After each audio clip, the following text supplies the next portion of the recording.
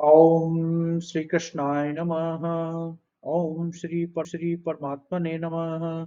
ओम श्री गुरुवे नमः। ओम श्री परम पूज्य संत श्री राम सुखदास जी महाराज की जय।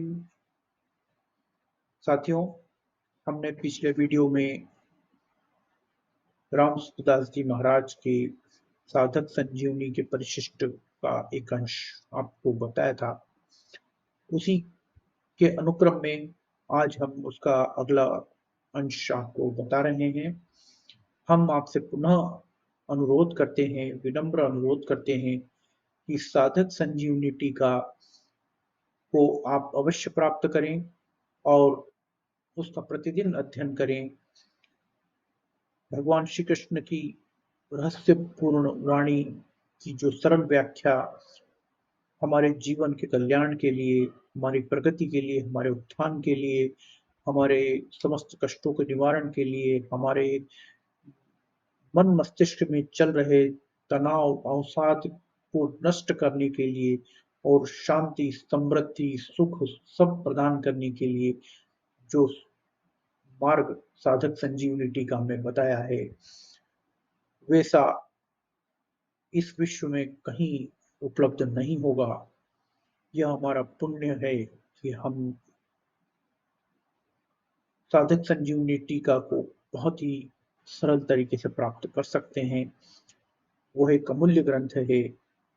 वह मस्तक पर रखने योग्य है, हृदय में संजोने योग्य है। साथियों, साधक संजीवनी टीका में पूज्य संत श्री राम सुखदास जी महाराज ने जो परिशिष्ट में अपनी विचार उद्भुत किए हैं, अपनी अमृतमय वाणी से जो विचार प्रकट किए हैं भगवत गीता के बारे में, उसका अगला अंश में आपको बता रहा हूं। गीता का तात्पर्य वासुदेव सर्वम में है। एक परमात्मा के सिवाय दूसरी सत्ता की मान्यता रहने से प्रवृत्ति का उदय होता है और दूसरी सत्ता की मान्यता मिटने से निवृत्ति की दृढ़ता होती है। साथियों, ये चीज है, ये हमारे मस्तिष्क में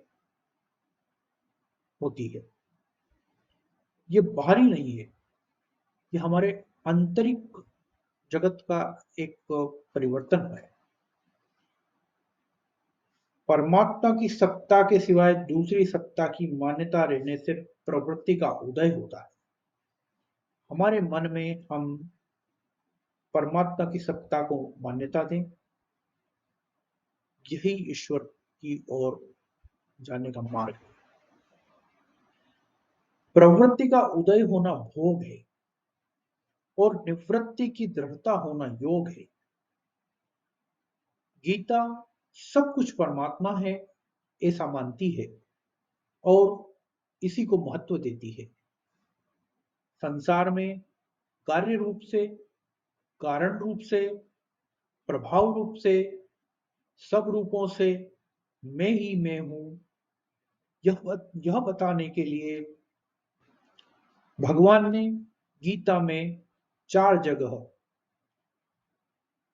7वें, 9वें, 10वें और 15वें अध्याय में अपनी विभूतियों का वर्णन किया है।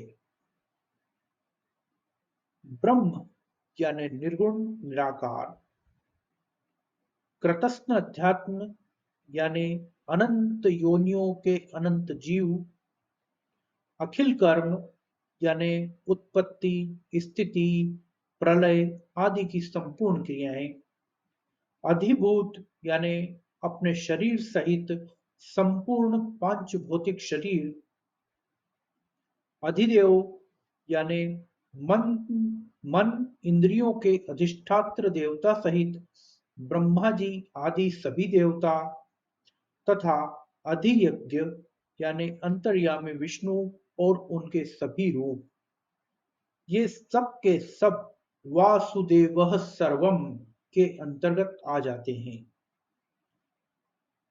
7वें अध्याय का 29वां और 30वां श्लोक यह बताता है।